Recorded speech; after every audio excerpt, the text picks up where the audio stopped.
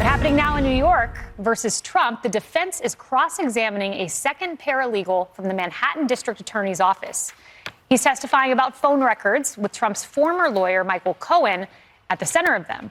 Cohen is the prosecution's star witness, and he is set to take the stand on Monday. Can't wait to see that cross-examination.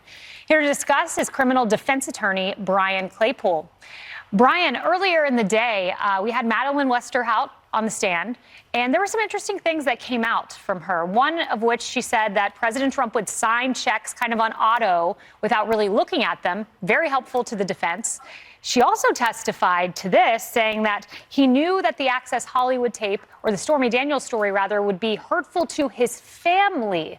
So really helpful to the defense. I'm starting to wonder if the prosecution's witnesses actually work for the other team. Hey, Kaylee, great to be with you. Yeah, absolutely. I mean, every witness they've called to date has backfired. I mean, Stormy Daniels helped prove she had bias. She hated President Trump. She laughed when they talked about the indictment in front of the jury.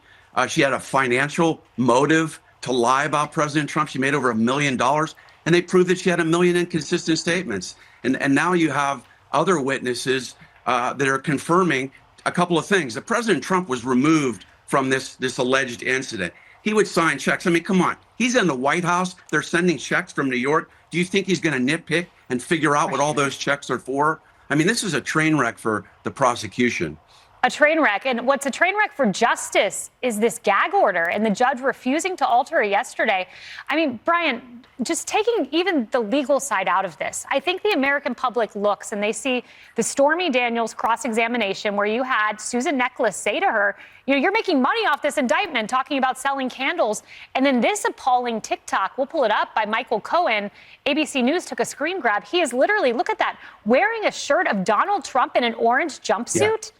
I mean, and Trump can't respond? Yeah, Kaylee, a couple of things before I talk about the gag order.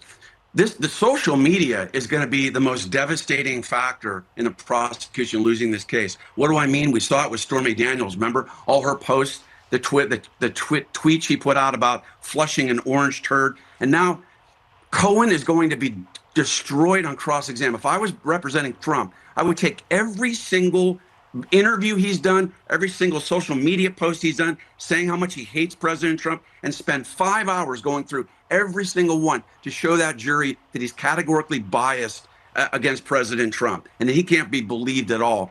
One other quick point I wanted to make, Kaylee, and I hope Trump's lawyers make this argument.